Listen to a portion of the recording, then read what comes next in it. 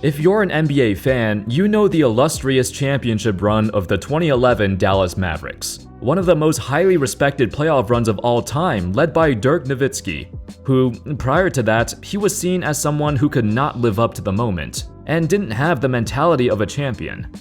However, because of that title, he shattered those doubts, and his reputation turned around for the better. What most people don't remember is how dominant this Mavs team truly was. Yes, they were not expected to reach the finals, which made them underrated, but in the actual playoffs, they swept the defending champion Lakers. They beat a young upstart OKC team in 5 games, who would go on to reach the finals a year later. And of course, they topped the almighty super team of the Heat. And in every single series, they looked like they were in complete control. Unfortunately, since that title, the Mavs either lost in the first round or missed the playoffs entirely for the next 10 years. In fact, it wasn't until 2022 when they finally won a playoff series.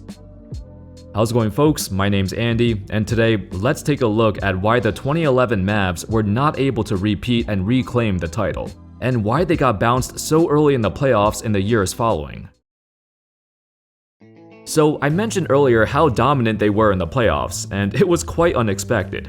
When Caron Butler, their third leading scorer, was out for the remainder of the season with a ruptured patellar tendon, their chances of a hopeful playoff run dwindled. They did still finish the season with 57 wins, tied for the second best record in the conference. However, since 2006, when the Mavs made the finals, they got bounced in the first round in 3 of the 4 seasons following that. The general consensus was that this team just didn't have what it takes to win. Their domination in the 2011 playoffs was more akin to a team that caught lightning in a bottle. Dirk's playoff performances around those years were a hit or miss. He's had some rough series against opponents who took advantage of his weaknesses. A good example of this is the 2007 playoffs, where the 67-win Mavs lost in the first round to a team that played at a breakneck pace and surrounded Dirk with annoying, smaller defenders that always gave him trouble throughout his career. However, by 2011, he became more mature, his game more methodical, and instead of struggling against those smaller defenders, he learned how to use his length and footwork to abuse them. This was exemplified even further in the playoffs, and it wasn't just him. The entire Mavs roster was hungry for a title. This team was literally the oldest team in the entire NBA, with an average age of 30.9. This included a 37-year-old Jason Kidd, 33-year-old Jason Terry, and 32-year-olds Dirk and Shawn Marion. The 4 of them led the team in playoff minutes per game. All of them highly accomplished players for many years in the past, yet the title has eluded them until now. So when they did win the championship, the level of motivation after that, it wasn't the same. Once they got it, they didn't have that same hunger, the same desperation as before. Combined with their age, I think all of them knew that this was their last chance at a title regardless, and fortunately, they captured it before it was too late. Besides all that, the one key difference between this 2011 team and the season after is the loss of Tyson Chandler. Chandler, prior to his arrival to Dallas, he's had a roller coaster of a career. Initially drafted by the Clippers, he was traded on draft night in a package for Elton Brand, but he didn't exactly live it up in Chicago. Over the years, he's had a hard time finding a place in the league, playing for 3 different teams before landing in Dallas.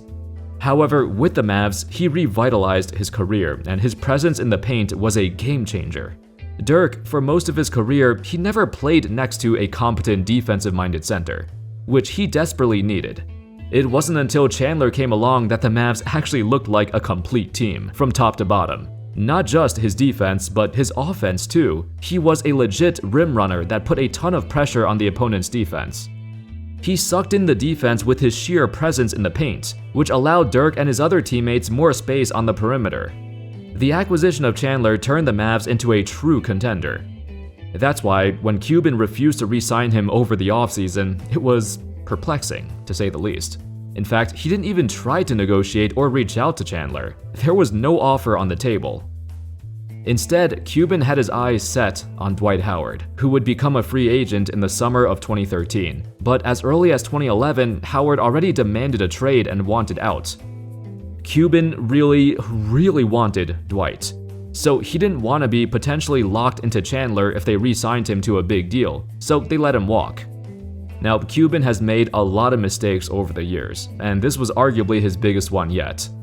Not only did he miss out on Dwight twice, the first time he got traded to LA, and during the next offseason, he signed with the Rockets. And because he missed out, he threw a hissy fit when they did not get him. Here are some things Cuban said back then after Dwight chose to go to Houston instead. Obviously, he made a mistake in judgment. Do I blame him? No, that's what young kids do. They make mistakes in judgment. You choose teams, you don't choose players.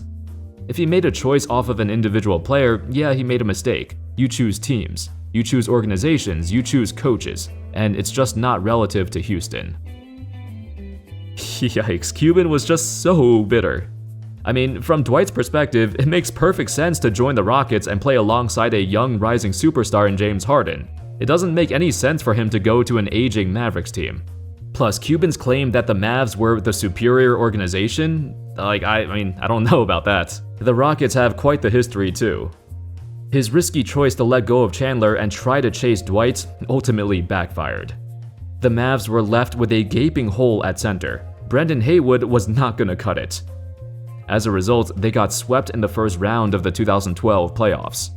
Chandler, on the other hand, went on to win the Defensive Player of the Year award as a member of the New York Knicks.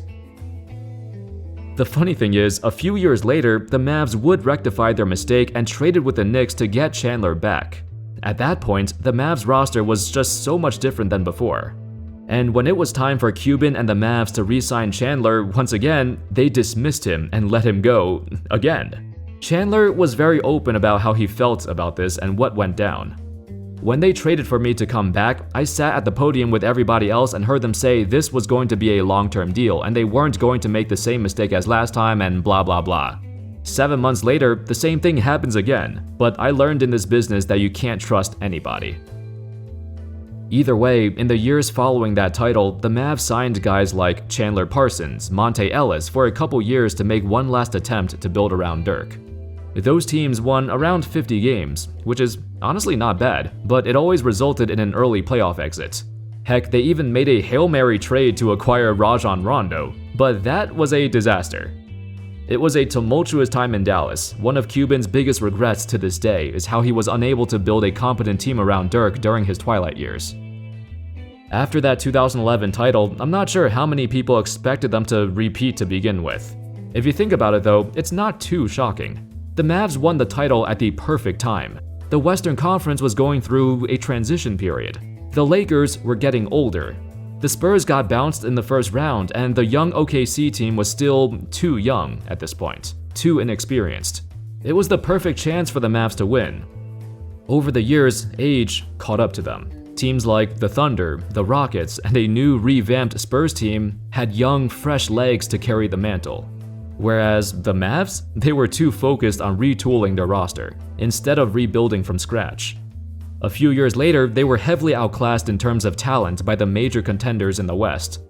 The fact that they won 50 games in that conference with Monte Ellis and Chandler Parsons as the team's second and third best players, that's impressive in itself. And it goes to show how great of a coach Rick Carlisle was. By the end of Dirk's career, they eventually did go into a full rebuild, which got them, of course, Luka. Anyway, that sums it up. The 2011 Mavs dominated in the playoffs, but not in the way you'd imagine. It was a combination of hungry veterans, all of them so accomplished in their careers, yet they were still missing that championship. With the right circumstances in the right year, they did it. However, the fall-off was quite drastic. Some mistakes by the front office broke this team up, but also the rest of the West were rising, and the Mavs probably couldn't keep up regardless. Let me know your thoughts in the comment section about this team. Is it possible if they kept Chandler, do you think they could have won back-to-back titles? Thank you all so much for watching, I hope y'all enjoyed the video, and of course, as always, I'll see you next time. Peace.